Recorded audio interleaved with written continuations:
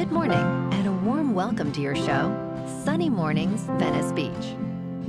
I'm your host, Melissa, and it's Tuesday, October 21st. You'll be interested to know, 146 years ago, today, in 1879, Thomas Edison successfully tested a practical incandescent light bulb that glowed steadily using a carbon filament and improved vacuum conditions. This achievement marked a major milestone in electric illumination, inspiring broad development of electric lighting systems and practical applications that transformed homes and industry. So now you know. And now, it's time for the Surf Report. This morning, it's looking fair with 2+ feet, waves rolling in and conditions are clean. The swell is from the southwest and should hold steady throughout the morning. By noon, the waves will drop slightly to 2 feet, and conditions will shift to choppy as the onshore wind picks up to 4 miles per hour. Best time to ride is at 9 a.m. with a 5-foot high tide, when the southwest swell is 1.5 feet at 14 seconds, and the sideshore wind is 1 mile per hour. The first high tide on Wednesday will be 6 feet at 9:45 a.m., followed by a 0-foot low tide at 4:45. The nearshore buoy at Santa Monica Pier reads 65 degrees for the water temperature. Thursday offers clean conditions with waves around 1 to 2 feet, making it a perfect day for beginners. Friday sees similar sizes, with waves holding at 1 to 2 feet in fair conditions, though the wind picks up slightly in the afternoon.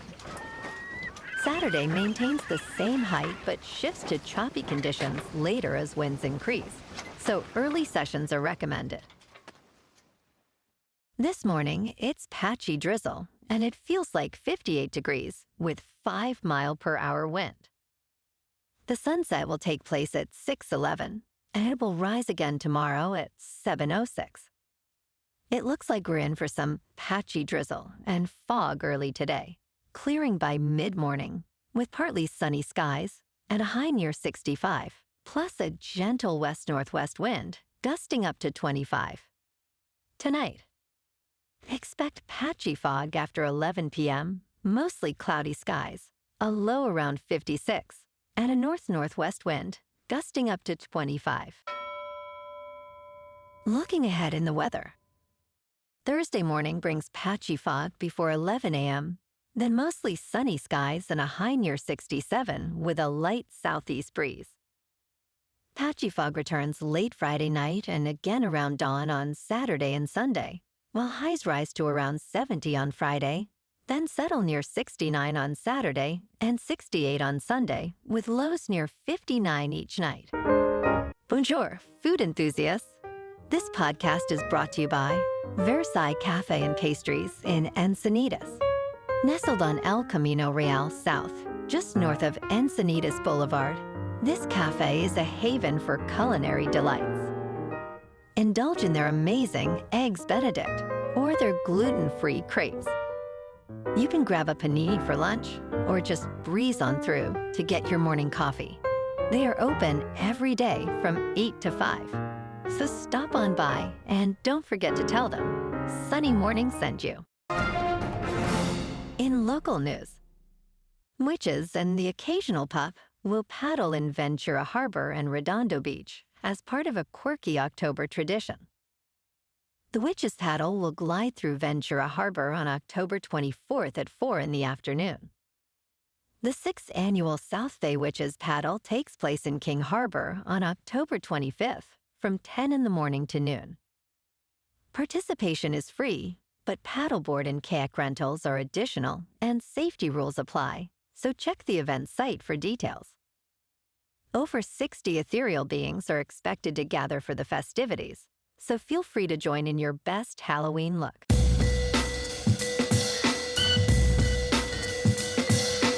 Now on to sports.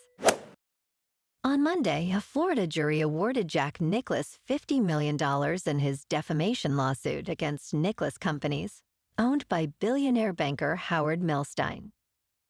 Nicholas, aged 85, filed the lawsuit in response to statements made by Milstein and other officials in a previous New York court case. He claimed the defendant suggested he considered a $750 million deal with the Saudi Arabian-financed LIV Golf League. Nicholas' attorney stated that proving damages to reputation is difficult, but they were pleased with the verdict. The jury found Nicholas' companies actively participated in damaging false claims about him. Nicholas' companies previously paid him $145 million for exclusive rights to his services. In local sports, Jimmy Butler scored 31 points, while Steph Curry added 23, leading the Golden State Warriors to a victory over the Los Angeles Lakers, with a final score of 119-109 on Tuesday night in both teams' season opener. LeBron James missed a season opener for the first time in his 23 years in the National Basketball Association, watching from the bench due to sciatica, which is expected to sideline him until mid-November. Luka Doncic scored 40 points, along with 12 rebounds and 9 assists, but struggled with 2 of 10 on three-point attempts, as Los Angeles lost its season opener for the 9th time in 10 years. Jonathan Kuminga scored 17 points, while Austin Reeves contributed 26 points, including 13 in the fourth quarter. The Warriors will host the Denver Nuggets on Thursday night, while the Lakers will host the Minnesota Timberwolves on Friday night. In top news, after a group of thieves brazenly broke into the Louvre Museum in Paris and snatched 8 pieces of jewelry, the race is on to recover them before they enter the black market. Robert Whitman, a former art crime investigator with the Federal Bureau of Investigation, stated that everybody in the business is discussing this theft. The global network for stolen art trades billions of dollars yearly, with the United States logging over $1.2 billion in jewelry thefts annually.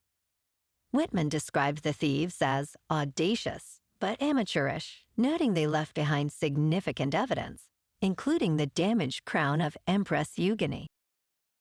In business news, Warner Brothers Discovery has officially announced it is up for sale, following interest from multiple parties, including Paramount, owned by billionaire Larry Ellison and his family. This marks the 3rd time in a decade that its assets have been on the auction block. The company's board has initiated a review of strategic alternatives in response to unsolicited interest. Despite receiving bids for its entire operation, including coveted channels like CNN and HBO, both offers were rejected. Warner Brothers Discovery stock surged nearly 11% to $20 a share, valuing the company at $50 billion. The company is exploring options for a potential split into 2 entities, one focused on the studio and streaming service, and the other on basic cable and international operations. In crypto movement, Bitcoin is unchanged at about $109,000. Ethereum is unchanged at just under $3,900. And XRP is unchanged at $2.42. Moving on to a more local vibe. In our community spotlight on health and wellness, we are working with a national Pilates studio to bring you some free classes, so listen up. Check out Club Pilates, with several locations in the San Diego area. Pilates presents a comprehensive wellness approach, cultivating strength, reducing tension, and elevating mental well-being. Scientific research affirms its benefits. So now you can check out Club Pilates for a free class, with locations in Encinitas, Solana Beach, Oceanside, La Jolla, and more. Just be sure to tell them Sunny Morning sent you by. And now, back to the show. Let's talk tech. Liam Fetus, a respected researcher at OpenAI, recently announced his departure, igniting a frenzy among venture capitalists for his startup, Periodic Labs. The startup secured an enormous $300 million seed round, led by Andreessen Horowitz, with Felicis being the first investor.